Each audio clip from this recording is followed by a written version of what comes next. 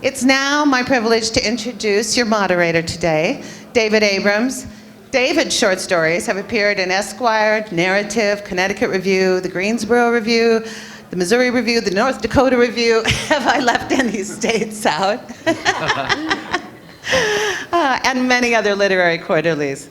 He just sold his novel about the Iraq War to Grove Atlantic Press. Congratulations. Last week. And his blog, The Quivering Pen, is online. Just Google The Quivering Pen, and you'll read his wonderful blog. So, without any further ado, here you go, David.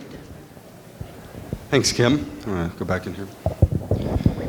Well, I was thrilled and honored to be part of this panel, and can't believe I'm sitting at the same table with four of my recent heroes and heroines. So before we get started, I'm going to read their official biographies in case you don't know who these fine folks are. Glen Chamberlain is the author of Conjugations of the Verb to Be. I believe in sight recognition, so you go out and buy their books. Her first collection of short stories, Conjugations of the Verb to Be, has just been published by Delphinium Books. She's won the Pushcart Prize, the first Gilcrease Prize for fiction, and the Rona Jaffe Award for both fiction and creative nonfiction. The Rona Jaffe Foundation has called her one of the most promising women writers in the nation. She lives in Bozeman, where she teaches writing at Montana State University. Alan Heathcock, here to my left. His fiction has been published in many of America's top magazines and journals, including Zoetrope, Kenyon Review, 5 Chapters, Storyville, and the Harvard Review. Volt, a collection of short stories published by Grey Wolf Press, received starred reviews from Library Journal and Publishers Weekly, was named by Publishers Weekly as a debut to watch for in 2011, and was named the New York Times Editor's Choice. A native of Chicago, he teaches fiction writing at Boise State University.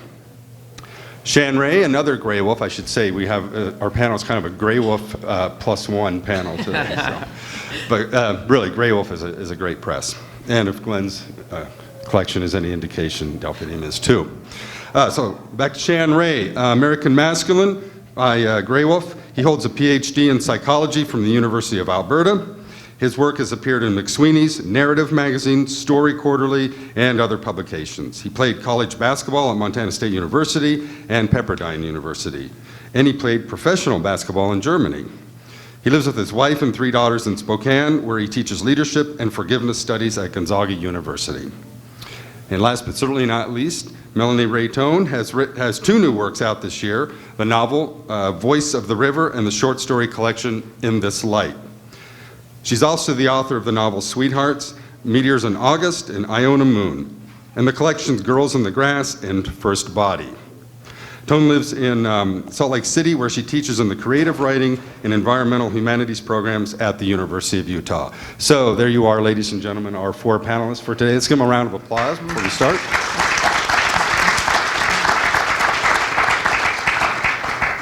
So I'm going to start off by saying I read a lot. And I read a lot of fiction. And when I read fiction, I read a lot of novels, but I do try to balance it out with short stories. But lately, and when I say lately, in the last couple of years, I've noticed more and more short story collections creeping into my reading on the nightstand. And this year seems to really have exploded with collections. These 4 just among the very few. So I don't know if I'm a very good barometer or not. I don't know if I'm the average reader. But my first question to the panelists is, do each of you think that the market is getting friendlier to short fiction? And is short fiction more on the rise? And you can start in any order. I think it is, and I think one of the reasons is Americans' attention spans. We have our computer screens that are flashing icons, images, applications at us. My students are so adept at this, and they seem a bit fragmented. And I hate to say that it's fragmentation that is bringing readers back to short stories, but I do wonder if the fact that paragraphs are getting shorter in newspapers and news magazines, the fact that chapters in novels are getting shorter, I wonder if people go to bed at night and say, I've got about 20 minutes I'll be able to do this in, and what a nice thing that they pick up a short story that they can finish in that amount of time. Anybody else? Sure. For me, I think we'll go this way. I think a great story. Can you hear me? Yeah. A little closer. I think a great story is always very subtly healing us and moving inside our heart and inside our spirit. And I think the culture tends to avoid reading in general, and then goes through a span where maybe we should read some more. I think we're in that right now. One of those spans where let's read. I don't think it is. I mean, to answer the question specifically, I don't know if the marketplace is getting necessarily any more friendly in terms of it. You still hear the drum that's being beaten that I've heard 1,000 times over, is that short stories don't sell, and that agents don't want them, and that publishers don't want them. And so I don't think that's gone away. I think that we've found that there are certain publishers who are very talented, understanding that there are a lot of people who like and enjoy short stories, and that there are ways to find these people and get the collections in their hands. I think my understanding just of the business side of the question is that there are more capable and willing and talented publishers who will take on short stories and know how to actually get them in the hands of people, right? Which is outside of New York. And so Grey Wolf, we have 3 authors up here, they're extremely talented. They get their books and reviewed in all of the same places at the big houses, but they're also connected with this network of people who are understanding there are how many writing programs now in the country, and most writing programs kind of highlight the short story, university programs, and so they know how to get the book in the right place. For me, I think that's a big part of it, is the expansion of understanding what the world of publishing looks like and how it's operating, and how people don't really care as much if it comes from, Knopf or Grey Wolf or whatever. They just want quality fiction.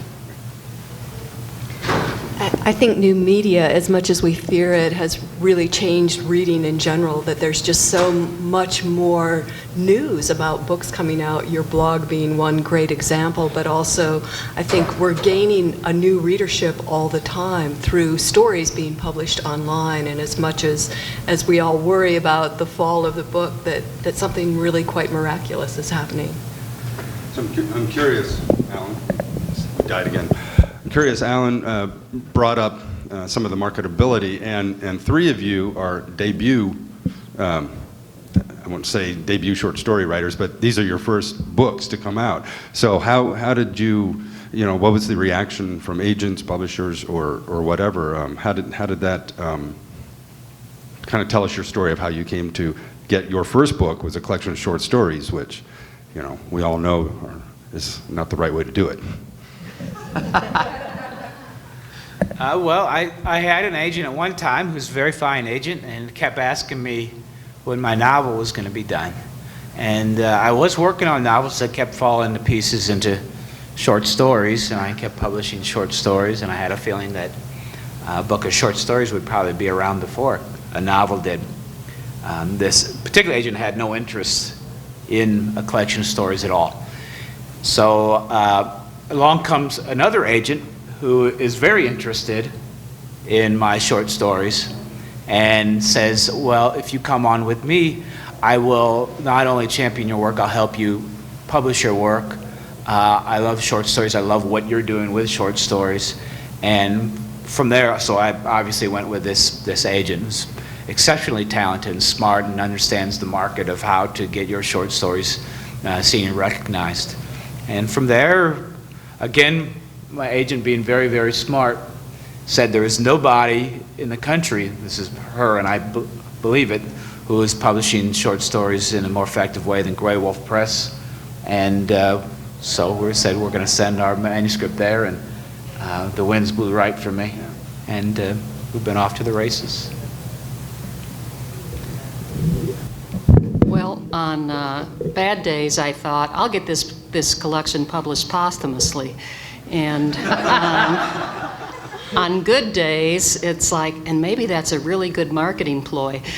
So I beat the odds. Hopefully we'll continue to beat them. But a similar story to Alan's. I went through an agent, and it's fine, short stories, but we're waiting for the novel. And then on to another agent, not in New York, but as Alan's been talking about, this fragmentation, I guess, of the publishing industry too, of smaller presses. Delphinium, who's published me, I think puts out 4 books a year, and that's it. And they partner with HarperCollins for distribution because they can't afford anything else. So, an agent who's, God love her, just been so hardworking for me, sent the manuscript out time after time after time, and got the same thing. Love the stories, but where's the novel? So, and same thing happened to me. I can do a novel, and they just kept breaking into short stories too. And I don't know if part of that is with teaching, you can't keep your head too focused on something as big as a novel or what happens. But anyway, same story, long wait, baby's finally been born, way overdue. So. That's good. My mom said she'd publish it. No. So I had a great poetry professor, Jonathan Johnson, wonderful poet, wilderness angel, marches through the mountains constantly. And he just said, don't worry too much. I mean, it's generally about a 10-year project. That was helpful. And then 10 years came and went, and then I was depressed, and no agent was even wanting it, and it was just long, And then I decided, well, I'll start trying these contests, and those were normally a no and a rejection, but on a given day, someone called my wife and said it won the Bakeless Prize, and her and I cried, and our daughters danced. All right, let's talk a little bit about process now. I have a quote from Raymond Carver, who once said, "Get in, get out, don't linger, go on." So to me, that kind of speaks to the immediacy of the short story experience as opposed to what I would call the long, luxurious bath of novels, where we get involved with the characters on a much longer and larger basis. So do you think readers approach the different forms in different ways? And how do you as a writer approach the different forms? And I'll ask the loaded question, does size matter? I think the men should go first on that. Just a sec, let me get my cell phone, my wife's number. Okay, I love the short story, I love the poem. I think you can do as much as you can. I think a novel is powerful, a poem is powerful, a short story is powerful, and I like trying to figure out, can you do a whole novel in a couplet? Can you do a whole poem in a novel? So personally, I just think the blend of the mix of them are enjoyable. I often try to break up parts of stories and send them to magazines as poems, and I just like playing with all of the different aspects of it. I'll be the second man on this. For me, I wish I could get in and get out. That would be just fabulous. But in fact, I usually write about 400 pages to get a 20-page story. So for me, the idea that I don't know how the reader perceives it as much. As a writer, my process of exploration is immense, and that's the joy of being a writer. I'm not writing to make a product of a certain size or a certain scope. I'm writing because there's something really pressing my spirit that I need to understand more fully. And when I get to the point where I feel I've understood it, then I try and make something of it. So in one of my stories, not in this collection, but an earlier collection, I wrote 50 pages in the voice of a woman who speaks 17 lines in the story. but I knew what she had to say in those 17 lines, and that's what I'm always striving for in the making of anything, regardless of its length. I think I can, am I on? Hello? You guys hear me? Okay. I think I can kind of echo what Melanie Ray just said, and it took me 12 years to write my collection. Most of the time I was writing novels, and I would have the novel, for whatever reason, fall to pieces. You know, it wouldn't work out. But out of that, I would see full dramatic movements, which stood alone. And because it's practical to turn them into something, I decided early on to turn them into stories. I think in the collection, I think there were only 2 stories that I wrote where I knew that they were short stories, and I wrote them as short stories. For me, as a writer, kind of what Melanie Ray just said, I don't care what it comes out as, which is frustrating sometimes to the people on the business end of working with my career. But it is just, I'm trying to make sense of the world, and I have questions that I need answered. I'm mucking around in these things that won't leave me. You know, it's a daily exorcism to try to get in and just see if I can come to some insights of why it took 12 years is in part because I'm banging my head against these questions, some of which are unanswerable, and I'm trying to find if they truly are unanswerable or if there's some close approximation to some insight that I can glean from the process of being an artist. And I take great joy out of doing my job every day because I allow it just to be that, right? I don't care what it comes out as. I mean, in a certain way, I understand that it's completely impractical to continue to write novels that fall to pieces and turn into short stories. Just in terms of I am a living creature and we do have bills, and so I'm going to try not to do that anymore. I'm working on a novel now that I think may in fact be a novel. But if it doesn't become that, then so be it, right? That's not why I'm writing in the first place. So can you tell us, interested me, what are some questions you bang your head against? Because of where I grew up and experience I've had, I've been looking at why and how violence happens in the world and how it affects us as communities, as individuals, and how tricky it is as human beings to exist in a world where you have the invasive nature of violence and the very tenuous nature of peace that's constantly at war within our communities. You know, we're at peace right now. This is nice, but, you know, even in nice Boise, Idaho, where I live, you know, 1 block over, someone was murdered. There was a terrible stranglehold event which completely changed the way my kids walk to school every day. You never know how these things, so I try to get my head around that, right? I think that's an important thing to understand.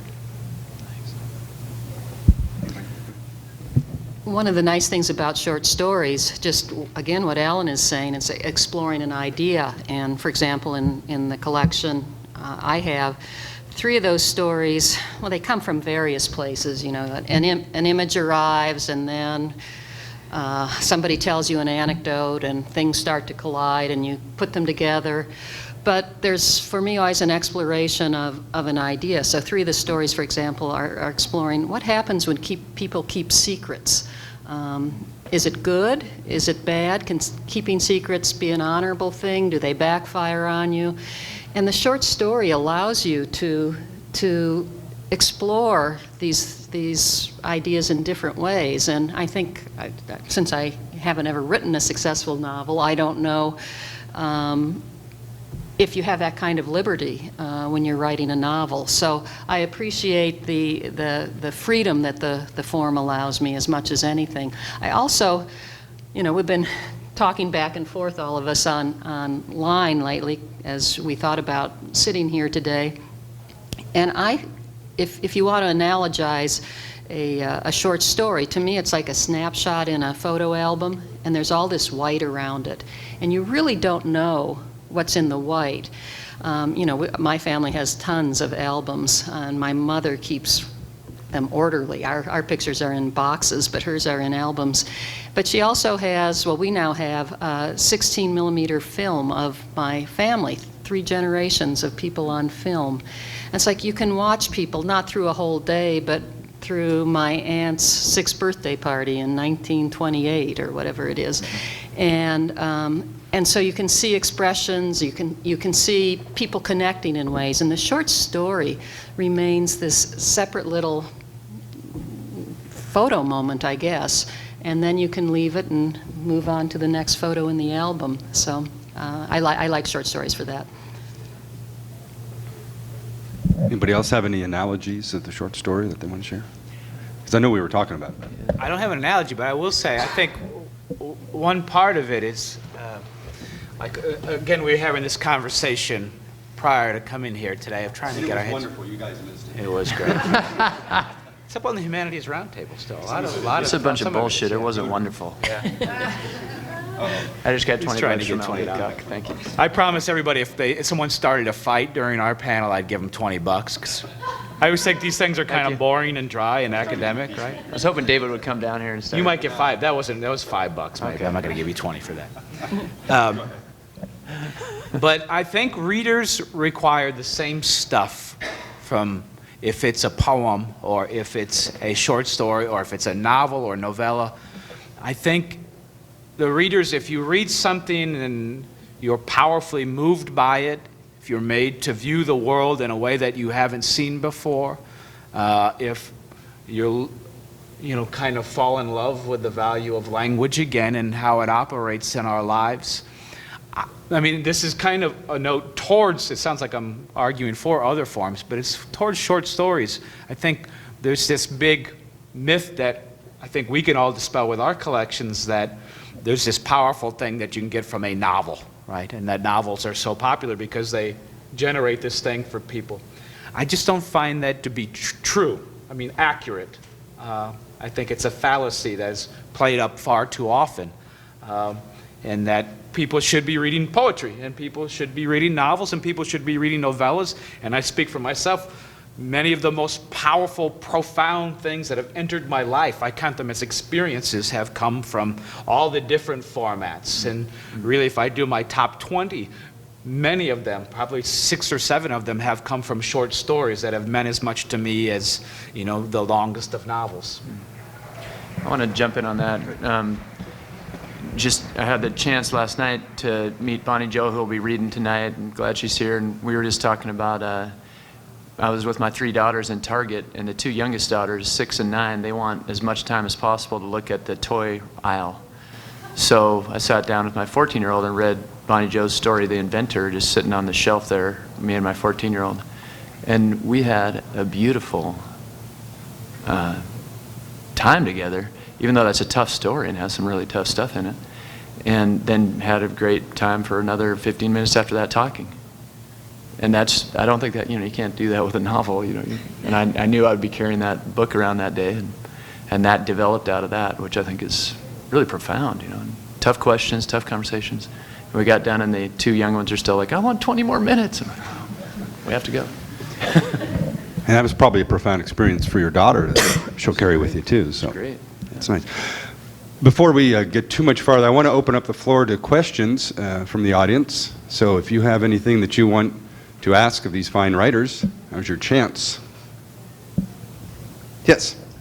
I have a question for Alan. Alan, your first story in both, and I won't give anything away, but I felt so sustained in that grief that I kept thinking the story didn't have an end, because I think that's the way kind of sustained grief sometimes feels. And I don't want to give it away to anybody who doesn't, but the ending felt like it came sudden, and I just wonder for you as a writer, did you kind of know where it was going to go? That story took me about 6 years to write. So I thought I did many times. I mean, so this is kind of a tricky one. So the first story is about grief. And I've only had my share, but I've getting my head around of the nature of grief and how it's operating in this man's life who is not me, who is this character. It took me a long time to wend my way into the full understanding of how grief operates in our life. of how it's sustained, of how it's not easily dismissed, of how it affects us in multiple and layered ways in our lives. And I did the best I can to get him to a point where he's pointed finally back towards living in the smallest and most honest way that I can get. And it just took that many pages and that many years for me to get my head around how to do it. The only thing I require of myself is that every line that I'm telling a truth that I can abide, right?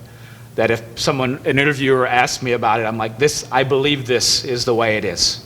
And my understanding of the world and what I've seen and the way grief operates in our life. And so that's how it came out. Thank you for asking. Anybody else? Yes. My observation of current modern short story writing is that the subject matter is almost universally contemporary to the writer. Is it possible to write short stories about historical subjects, people who lived before we did, not just our grandparents, but even before that? Absolutely. In case you didn't hear the question, she was asking, is it possible to write non-contemporary setting short stories to go back into our historical past and capture that into a short... What? And get them published, which is the most important thing. And I can say right now, out of these collections, I know that Shann does that in one remarkable story in the collection, which I'm drawing a blank on. It's about the train. It's on the train. The Great Divide, right. So if you... 3 or 4 1. Speak to that. I mean, I feel like it can be any time or place, and just trying to spend the necessary silence and listening to be embedded in that place and let the people in the story embody whatever they're trying to embody. And so I love it. I think it's a neat way to. I've enjoyed trying to go back into history too, and I think any time period is possible. My background's Czechoslovakian, and I've recently been working on stories about atrocities, so story on the Lidice massacre that the Nazis committed, for example, or the Sand Creek massacre that the U.S. military committed against the Cheyennes, and so trying those. At what point do you think that crosses over to, like, if you're going to write a short story that's set, say, in 1870, as a literary writer, at what point do you run into an issue where someone says, well, that's not literary, that's genre, you're writing a Western? I mean, do you run into those types of collisions? I like those collisions. I think they're enjoyable, and I like to just mess with it and mash it up. My only definition of literary is that the work improves with subsequent readings. That's my only definition, and I teach that way. Teach at Boise State University. I'm like, write whatever you want, right? I'm like, let's eliminate this idea of genres. It's bad for both sides, too, because I find people who are like, no, I'm a genre writer, which usually equates to I can write poorly or make mistakes or do these things that... I'm like, no, let's talk about quality fiction. And so, to answer your question, I think absolutely there's a number. There's a Sweetland is a collection that's right out here for sale in the book. I love it. And it's Minnesota, I'm going off memory, I read it a couple years ago, but Minnesota, probably the late part of the 19th century. Beautiful book. All the stories are set in that time period. I think, if it's historical, if it's contemporary, again, I think for me, it's readers require the same stuff. And it has to touch them at a deep level. It has to be a deep moving experience. It has a great drama and insight, and so it's not just a set piece or something like that. But I think absolutely, yeah. I was telling Glen last night that one of my favorite stories in her collection is the story Stacking, and it's a pretty remarkable story because it follows 3 generations of 2 families. So, would you like to talk about the process of how you were able to capture those 3 generations and what are the challenges of that? Yeah, as a writer, you spend a lot of time alone. It's kind of pathetic, really, but things bouncing around in your head all the time. And so stacking, it's about stacking hay and the ways that it's a little bit historical because the first story starts in the 1940s and it takes us through 2000 with 2 other stories, so following these generations. Initially, it's like, well, what were the different ways people stacked hay? Because, we'll drive, my husband and I will go into the big hole and look at the old beaver slides and just be enchanted with them, even though few of them work anymore. So looking into that, and now they're really ugly round ones with the plastic around them. I don't get the plastic, but anyway, it's like, well, let's follow this family through story. That an event happens, and then the event is taken over by story, by the two families, and then how do events unwind because of a story? And then how do they unwind again because of an event and a story? So you end up with these three generations. And initially, I was telling David last night, because we do sit by ourselves, and poor Melanie writes 400 words for pages for 17 lines or something. I thought, well, it's about stacking hay. Let's see if you can stack the stories in different ways. So could you read the third story first and then put the second one third or whatever? So readers could stack the stories differently. I failed miserably at that, so I think it works better if you read them in the order. But it's a issue here of something physical, historical, the ways that ranchers have stacked hay. It's about what happens to stories and families and how that compels them to behave, and it's just experimenting with writing too. So. Yes. Can you talk a little bit about the process of rewriting, which seems to be kind of central to the success of the story, or lack of success? The question was about revision and rewriting the stories. What are some of the challenges and successes of that? You said revision and rewriting? Yeah, for me that's really one of the great pleasures is trying to turn every line into something that would be the equivalent of poetry. So I'm not happy until every single line is singing in both its musicality of the rhythm and the sounds of the words, but also in the precision of detail. And so until I can sit in the early morning with the birds outside my windows and the prose on the page and have those things in harmony, I'm not really satisfied with the work, and it doesn't really give me that deep pleasure. And the way that I know I've reached that point is when I can start memorizing the lines. If I memorize the lines, I know that they've got the kind of subtlety of sound that I hope to achieve.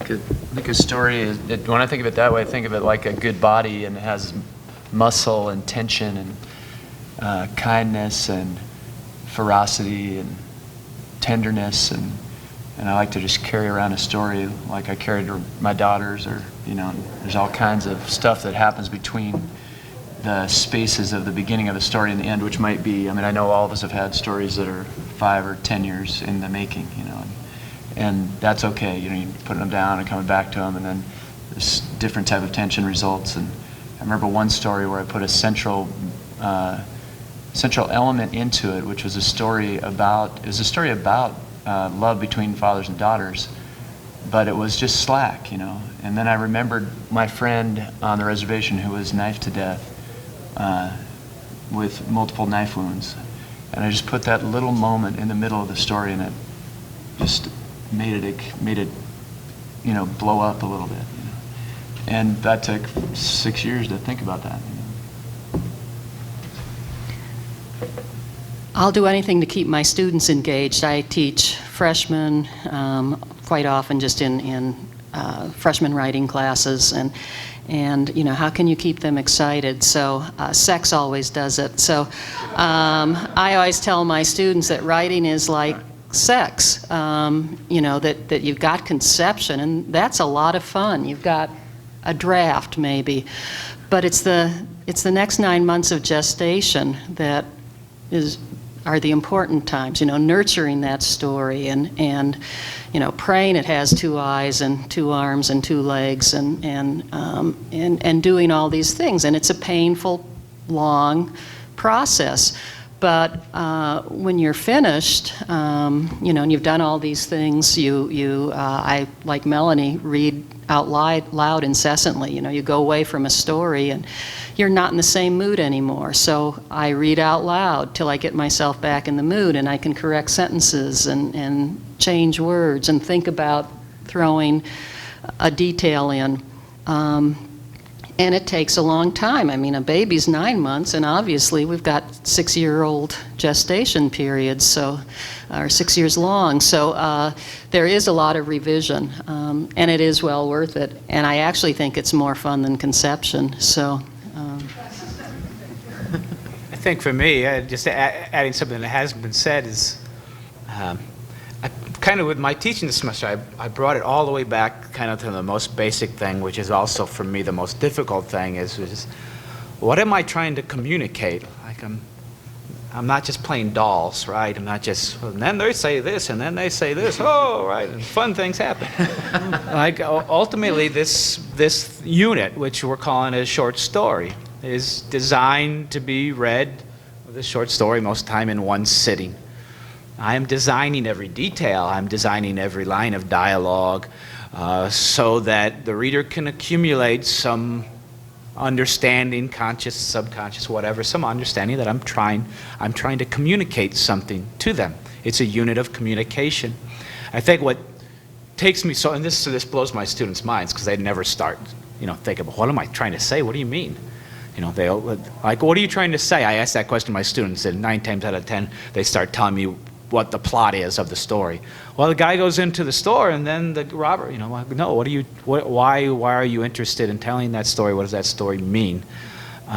For me, it's the process of revision, and the 6-year story I wrote was, I can get myself into the ballpark very quickly, like with the story Mary Jane brought up. I knew that I was writing about grief. We've had a couple tragedies in my family, and I knew that I was facing those things. So I'm like, okay, I know I'm looking at grief. And it took me a long time to refine my understanding of what exactly am I saying about grief. Every time I go back and revise, I'm reliving these scenes, these situations. I'm refining the details so that it becomes more and more real and vivid in my imagination. And ultimately, if I do my job right, I come out with, I am precisely trying to communicate this. And then I know that I'm designing everything in it to enable that communication to be as clear and powerful as possible. That takes me a long time to figure out and sometimes I'm wrong, right? I know I'm communicating this, right? And then I let it sit for a while. I'm like, no, that's not right. That's not true. I don't believe that. I believe that that's not exactly right. And I have to go back to it. But that's why it took 6 years, is what exactly am I trying to say? Why am I writing this? And why does it have value? Why is it relevant to me, let alone you? Got a question. How do you end a story? Please tell me. Jenny wants to know, how do you end a story? How do you bring it to its conclusion?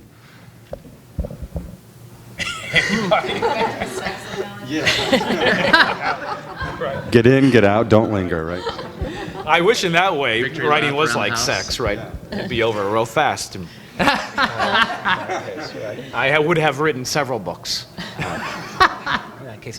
Ends, I don't know. I mean, so just coming off what I just said, I think about the ending is the culminating moment, which is the last impression that is going to be left to a reader and understand what exactly the story is trying to communicate. So if I have, let me see if I give a quick example of it. So in the end of the story, The Staying Freight, I have this moment of grace that comes into this man's life, because I thought what I was trying to communicate out of my understanding of seeing my family go through these tragedies was that grief is terrible and it sticks with you and it's hard to shake, but eventually we're able to turn north once again in very small ways and reclaim our life. So I knew the end scene had to communicate that, and that final moment would be the final touch that would communicate the entire purpose of everything that was read before it.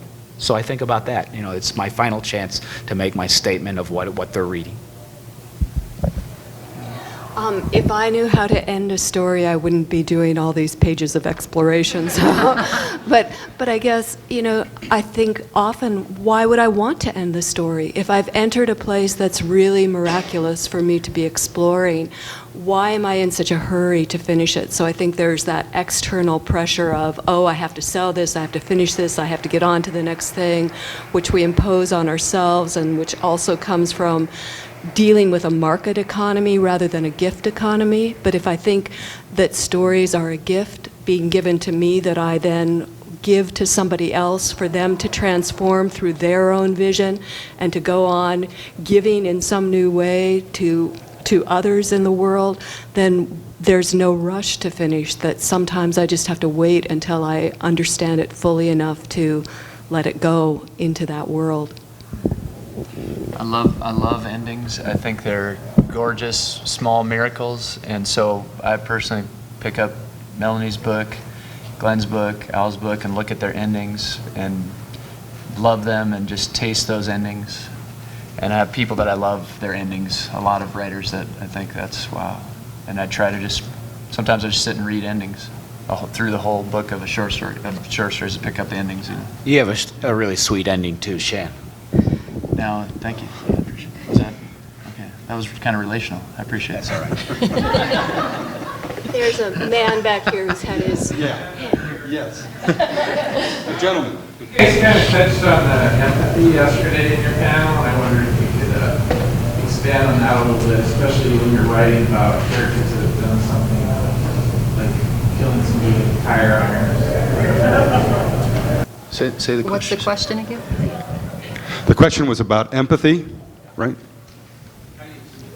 How do you achieve it when you have your characters do something as vicious as killing somebody with a tire iron? How do you achieve empathy? Gee, Alan, that's yours. Well, I guess that's directed at me. I think a lot of my job has a greater kinship to, say, acting than journalism. A lot of what I do, so my daily process is if I know I'm writing a particular scene, all morning I do whatever I have to do to get my imagination all the way down into the place where I am that character, in that place, in that situation. I do whatever I have to do. I watch movies, I look at photographs, I write little sketch pieces off to the side until I get my imagination all the way down where I am that character. So it's like method acting. In fact, I've read about Stanislavski's method, and I found that as helpful with my writing as different grammar books and books on actual fiction writing. But it's simply that I'm trying to inhabit the character as honestly as I possibly can, and it's difficult. So usually I start writing maybe at 1 p.m. and actually write physically for maybe an hour and a half, 2 hours after several hours of just preparing myself to get my imagination all the way down into that place of full empathetic experience. There's something that I've been reading about lately and teaching to my classes too, and that is that all of us, all of you, all of us in this room have been gifted with something called mirror neurons, and sometimes they're called Gandhi neurons because they pretty much have the same effect. But in our brains, there are actual neurons that allow us to identify with other people and other living beings, not just human beings, spontaneously. And the mirror neurons, and I'm sure you all recognize this experience of kinetic empathy, like you see someone fall off their bike and skid on the gravel and scrape their skin raw, and you flinch in pain as if it happened to you. Or you see a bully on the playground, or a teacher humiliating another student, and you just burn with shame as you watch that happening. Or worse yet, you're witness to an atrocity and you see someone beating another person and you identify with both victim and perpetrator. And so this is just part of our human experience, to experience empathy spontaneously without even articulating it, without even knowing that it's happening. And so as a writer, I'm always thinking, how can I go to those places that are really terrifying. How can I feel empathy for someone who's doing something or has done something that is judged as despicable? How do I find that humanity in that person and understand that this is part of our shared experience, not part of someone else's separate, alienated experience? And how can I find a way to think about bringing that person back into communion with the rest of society? How might forgiveness be possible? And I do that through the exploration of the interior life and the life that preceded that event, and also by trying to imagine the life that might come out of that person if he or she can be healed back into the community. I think I'm personally fascinated by how light and darkness interact and how good and evil interact in each of us, and try to, for empathy, in my own regard, I try to put my body in a physical posture of humility and try to listen. And then I think of stories often, and they come to mind, from my family or from my own time when I may have shamed somebody, and did we resolve, or how might we have resolved? And I think of things like my dad, who used to fight a lot, saying, when I'd ask him, what were you thinking? Why were you trying to fight that guy that was huge? And he'd say, well, I'll tell you, I'm going to go in there and I'm not closing my eyes. Things like that stick with me, right? I'm bringing my lunch, that kind of thing. And then I go, well, wow, this is a guy that is tender and I love him a lot, You hear these sentences, and just envisioning how do things come together for people, both for the ferocity of a darkness and the legitimate healing sense of light. How do those things happen in all of us? Let me sound shallow and talk about dinner parties. Have you had friends over and you've met someone new and you love this person and you're so excited about having that person meet this other person you love, and you have an absolutely horrible time because they don't get along and you can't figure it out because you love them both? And I think writing is kind of like big dinner parties. We're schizophrenic and we're held together by our skins. All these personalities are contained.